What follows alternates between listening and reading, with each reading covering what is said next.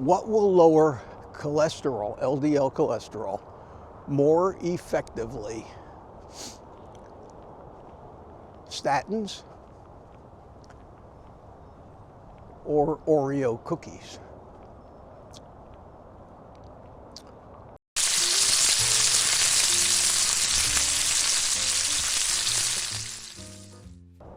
Well, good morning, everybody. It's me, Mitch, sometimes referred to as Nanook of the frozen north. I wanted to talk today about cholesterol. One of the great misconceptions and things we've gotten wrong about what causes disease. And besides what foods we should be eating, the cholesterol argument and the fact that the medical community has distilled one number, regardless of what else is happening. They've simplified it to the fact that they actually think that one number, and I'm talking about LDL, one number can diagnose what condition your body's in and what your risk of heart disease is. And ironically, because of the ridiculous advice we've been getting for the past 60 or 70 years, heart disease has elevated itself. I mean, think of the irony. 60 or 70 years ago, we had nowhere near the rate of heart disease that we have these days, until they came out with all this advice about the fact that we should be eating sugar, not fat. Has changed our metabolism so much and damaged our bodies that now heart disease is the #1 cause of death. So the advice that they gave us has caused this epidemic of heart disease. But rather than admit or figure out that maybe they were wrong and we maybe shouldn't eat this much sugar, thank you to old Ansel Keys, we have somehow glommed onto the fact that it's all cholesterol's problem. And they're still going by that today. You got high cholesterol, you can't get life insurance. You might be the healthiest person on the planet. It is absurd. It is absurd. I recognize the absurdity of this a long, long time ago. And I refuse to take statins or worry about my cholesterol. But that took guts, because when you keep flying in the face of what everybody tells you is true, there's always that little nagging doubt. Well, maybe I need to lower my cholesterol. But I've stood firm. I have stood firm. And finally now, thanks to a few brave guys, we're getting confirmation of the things that should have been blatantly obvious to us. And that is that LDL cholesterol is there for a reason. It does a job. And in a metabolically healthy human being, if it wasn't doing a job, we'd be sick and die. It's done that job in our ancestors, going back as far as you care to. And the fact that it did its job enabled the chemistry of the human body to work like it's supposed to and evolve into the Homo sapiens that we are today. I'm talking about Dave Feldman, Nick Norwitz, and the group of guys that formed the Citizens Science Foundation, and the studies that they're doing, which are self-funded, taking no money from any organization or group that has some agenda in keeping us sick and dependent on drugs and buying junk food.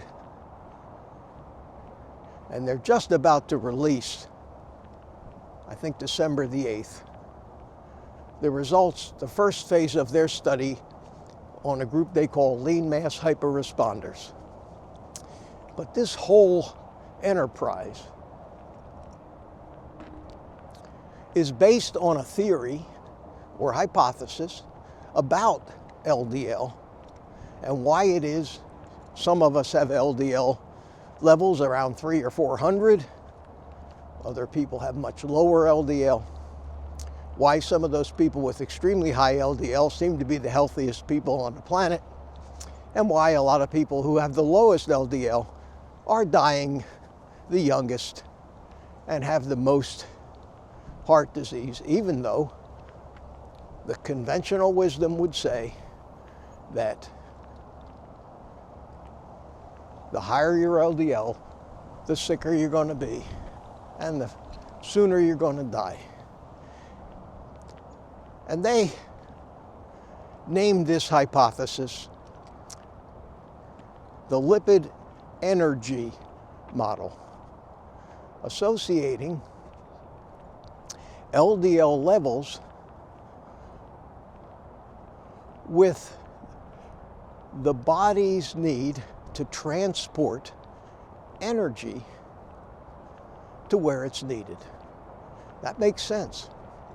Since we're hybrid organisms and we can switch from metabolizing sugar to metabolizing fat, which obviously seems to be the way we're supposed to prioritize, and only burn the sugar that we eat during the times of scrounging for survival food and carbohydrates when the meat and fat aren't available.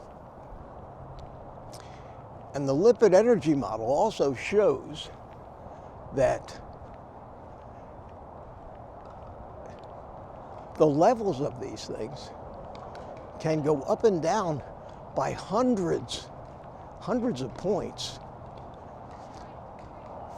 from minute to minute. Well, maybe not hundreds of points in a minute, but they're fluctuating based on the needs of energy. It's like measuring, for example, the fuel flow in your car. When you're sitting idling at a stoplight, you need less energy. When you tromp down on the gas to race the guy next to you, you need a ton of energy. So if you want to measure fuel flow of your car, at what instant did you measure it? And that's pretty much the same with the human body. In the lead up to the release of the results, which in one respect will just validate if they come out the way we think they are, and the difference between a real scientist and somebody who has an agenda and is trying to prove a point is that however they come out, I will accept that. And if the results of this test don't validate what I had believed, then I will modify my beliefs accordingly. if I'm convinced that this test was legitimate and not one of the normal drug company sponsored tests.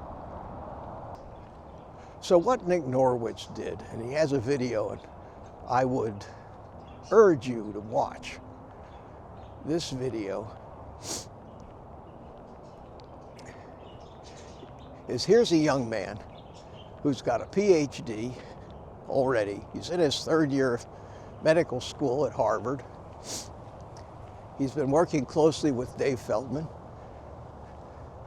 And his motive has been that he himself is one of these lean mass hyperresponders who's running around with LDL cholesterol levels around 400, with everybody telling him he's going to die, even though he's, I think at this point, holds some kind of a record for the most consecutive push-ups in a single set.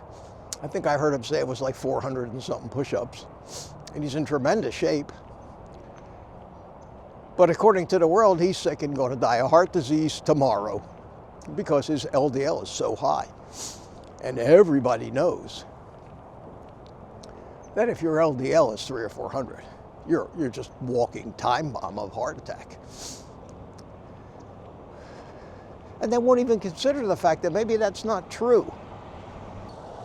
So he came up with a N of 1, a personal little study that he's documented like you document a real study. And I think he's going to publish the results. And his study asks the question,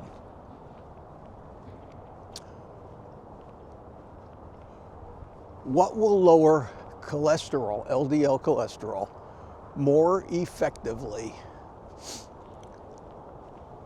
Statins or Oreo cookies?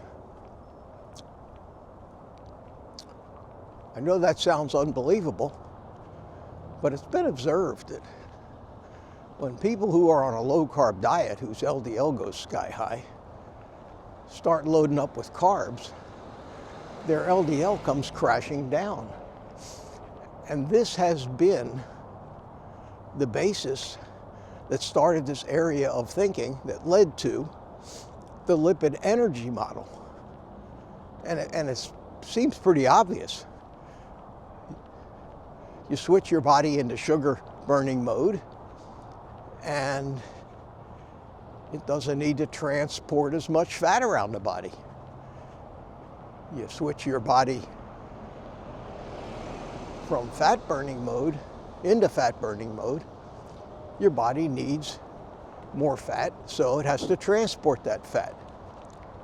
Now, when you're in sugar burning mode, your body gets its glucose from your bloodstream because the bloodstream is aqueous, and anything water soluble can just be carried directly by it. But when you switch over and your cells need fats for their energy source, those fats have to be carried through the bloodstream in lipoproteins so that they don't clump up in the blood. So once you understand what lipoproteins are, you understand they're not cholesterol. They're vehicles that carry the cholesterol through the bloodstream. And that's the first misconception that people have, is that lipoproteins are cholesterol. Not true. It's very simple. The lipid energy model says, of course, if you're burning sugar, your cells don't demand the fat. They haven't ordered the product from the liver.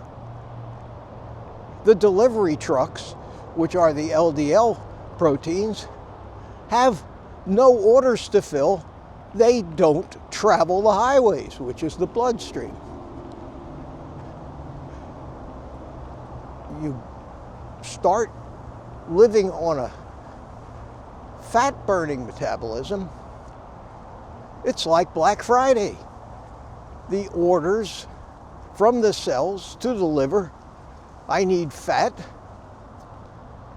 or the muscles running out of glycogen, I need some fat. Come pouring in. And a fleet of lipoproteins are filled up and sent out onto the highways, which is the bloodstream, to get that fat to every one of the trillion plus cells that need it. And of course, when that fat buying frenzy occurs, the highways are going to get more crowded with fat delivery truck molecules. It is not unhealthy. These molecules don't clog up anything. These molecules are doing what they do to keep you alive. So Nick Norwitz devised this study where for 2 weeks he was going to eat one whole sleeve of Oreo cookies every day. Then he was going to take some time off to let his body normalize. And then he was going on a statin for 6 weeks, and he was going to do blood lipid measurements the whole way. Well, he put out a video before his little personal study ended,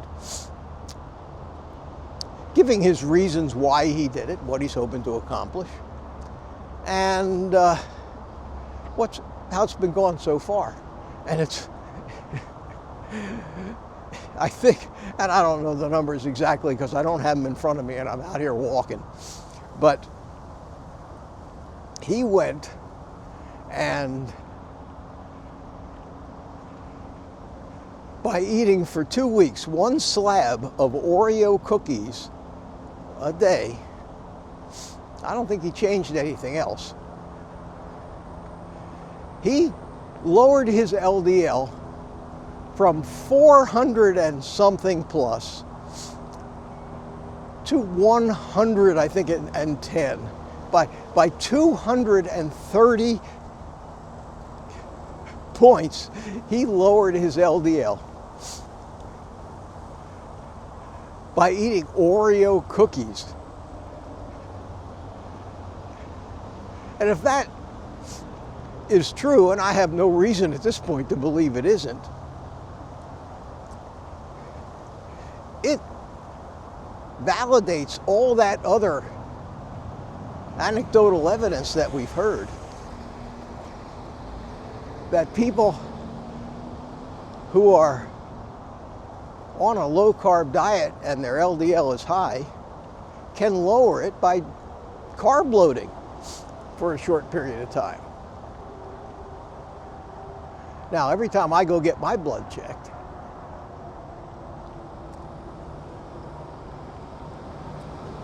I'm in a fasted state and I haven't eaten any carbs, and my LDL runs generally in the range of the high 200s. I think it was 292 the last time. But my HDL is high, my triglycerides are good, and that means I'm metabolically healthy. And that means that I'm a fat burner. I know I'm a fat burner because I have all the benefits of being a fat burner. I don't have sugar roller coasters. I don't get hungry.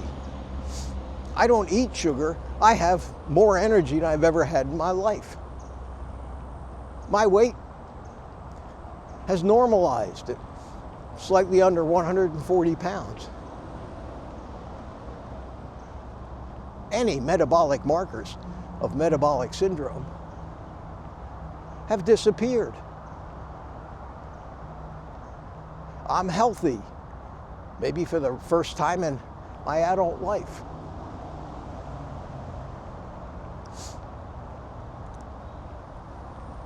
And my LDL is high. If I converted back to being a sugar burner, the doctors would love it. They'd be very happy. I'd be killing myself again, but the doctors would love it. Good morning. And the numbers would fall in line with where the medical establishment wants me to be, and I wouldn't be healthy anymore. I'd be a sugar-burning, sick human being following the advice, the bad advice that we're given.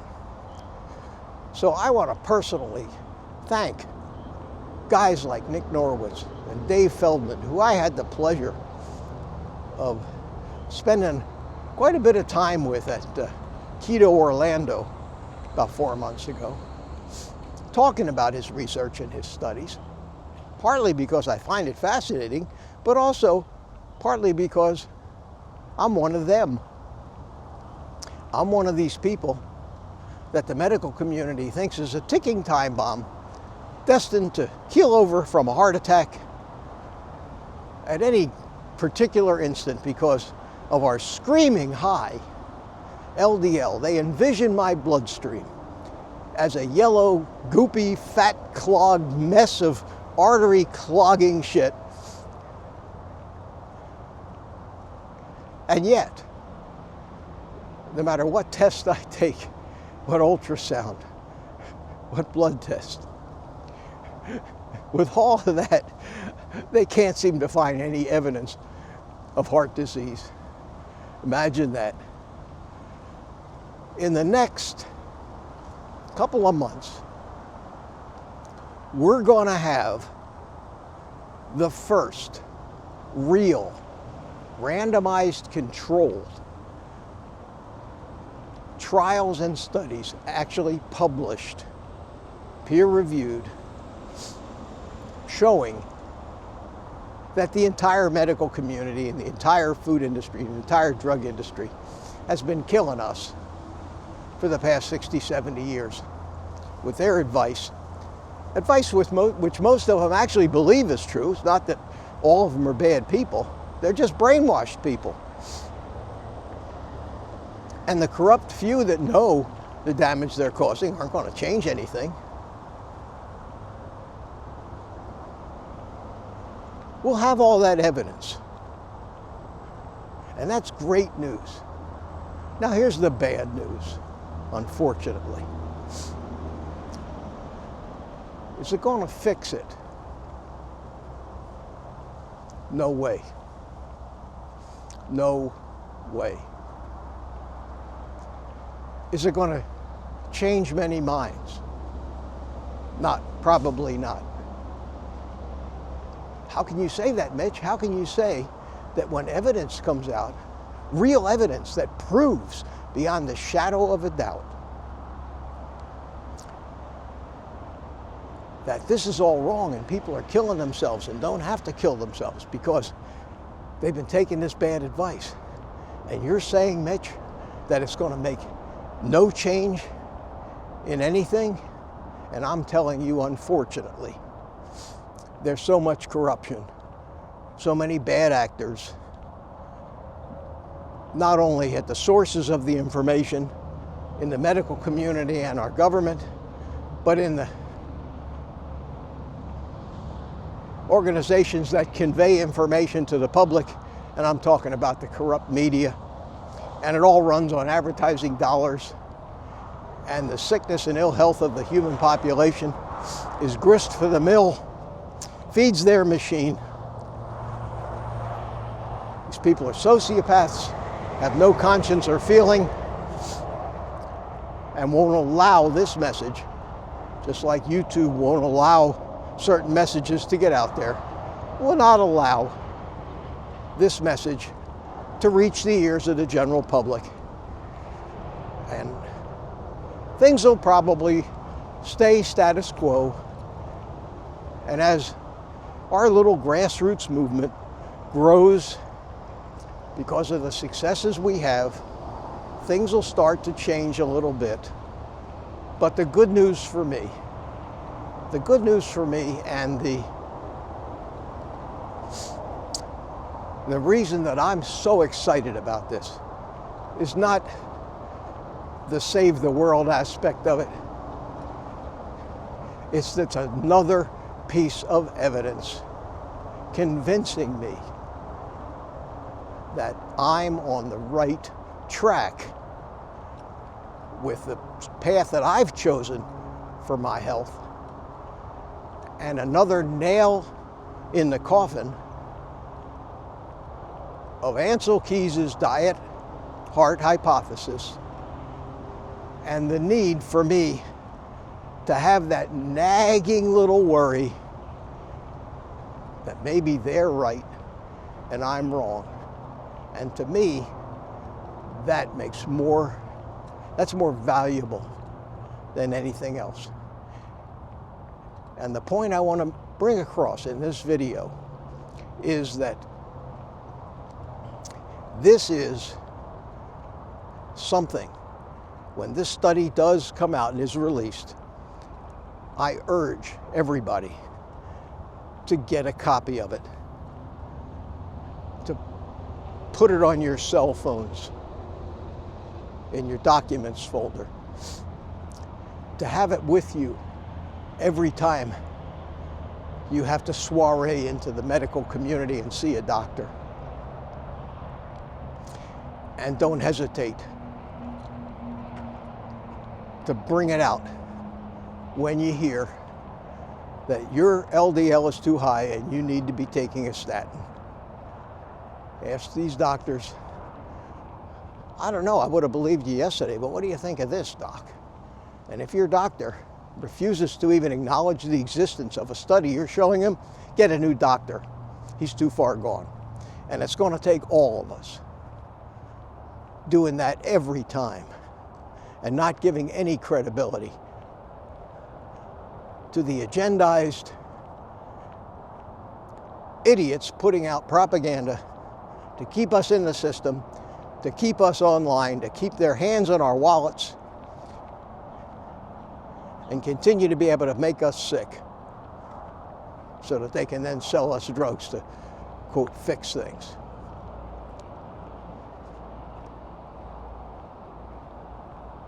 Challenge the status quo when you can. But most importantly, take the rest of the day off and eat meat.